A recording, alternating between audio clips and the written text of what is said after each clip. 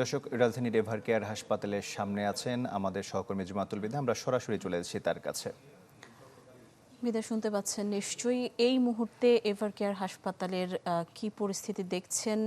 সেখানে যেসব মানুষ আছেন, সাধারণ মানুষ বা নেতাকর্মীদেরকে উপস্থিত আছেন কিনা, কি বলছেন তারা?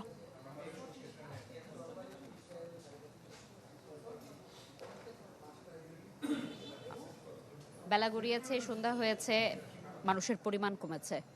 এবার কেয়ার হাসপাতালকে ঘিরে যে নেতাকর্মীদের সরব উপস্থিতি কিছুক্ষণ আগেও ছিল, এটি ধীরে ধীরে কমে গিয়েছে। এখন মূলত হচ্ছে যেই পার্টি অফিস রয়েছে ওইদিকেই নেতাকর্মীরা যাচ্ছেন এবং সেখানে গিয়ে আসলে যেই বই রয়েছে, শোক বই, সেখানে আসলে তারা স্বাক্ষর করার যে কার্যক্রমটি সেটিতে অংশ নিতে চাচ্ছেন। একটু যদি আজকের এই ক্ষণটিকে নিয়ে বলি, তাদের অনুভূতিকে নিয়ে বলি, সেক্ষেত্রে 1984 সালের 10 মে থেকে আজকের এই দিন পর্যন্ত তিনি লড়ে গেছেন রাজনীতির যেই ভয়ানক পথ, বন্ধুর পথ, এই বন্ধুর পথে তার সরব উপস্থিতি জানান দিয়েছে রাজনীতি করা যায় দেশের মাটিতে থেকে এবং এক ভিন্ন আদর্শ তৈরি করে দিয়েছে। বলা চলে যে আজকের এই দিনে যেই অধ্যায়ের সমাপ্তি হলো, রোজকার সাধারণ খাবার এখন হবে অসাধারণ। প্রাণ স্বাদের মশলা, স্বাদ বাড়ায়, ঘ্রাণ ছড়ায়। এই অধ্যায়ের সমাপ্তিতে দলের নেতাকর্মী থেকে শুরু করে সাধারণ যারা আইন শৃঙ্খলা বাহিনীর সদস্য রয়েছেন, এখানে নিরাপত্তা চৌকির দায়িত্ব পালন করছেন, তাদেরকেও কাঁদিয়েছে। যারা আসছেন এখন পর্যন্ত নেতাকর্মীরা কিংবা সাধারণ মানুষ, তারা ঢাকার আশপাশ থেকে যারা এসেছেন, তারা মূলত আজকে এখানে আশপাশে কোথাও অবস্থান করবেন এবং আগামীকাল দক্ষিণ প্লাজায় জাতীয় সংসদের জানাজা শেষে সমাধিত হওয়ার পরই তারা আসলে ফিরে যাবেন। এবং আজকের এই দিনে সাধারণ মানুষও এসেছেন, তাদের পরিবারের সদস্যদেরকে নিয়ে এসেছেন, বয়োজ্যেষ্ঠ এসেছে, কনিষ্ঠ এসেছে।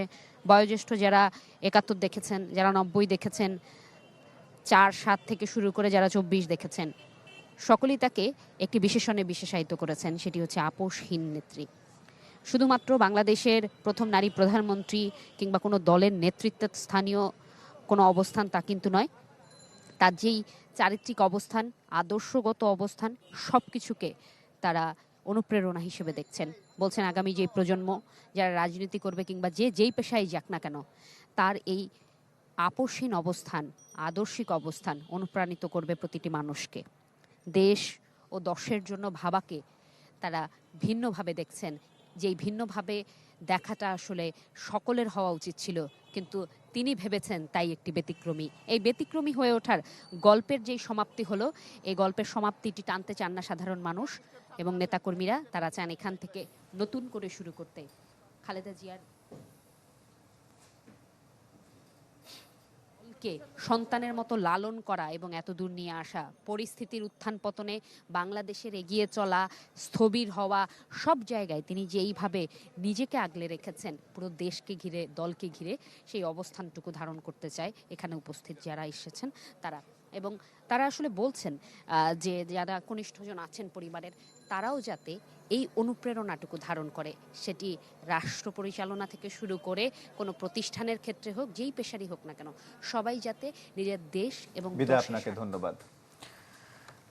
দর্শক, দেখছিলেন রাজধানীর এভার কেয়ার হাসপাতাল থেকে যুক্ত হয়েছিলেন আমাদের সহকর্মী জুমাতুল বিদা।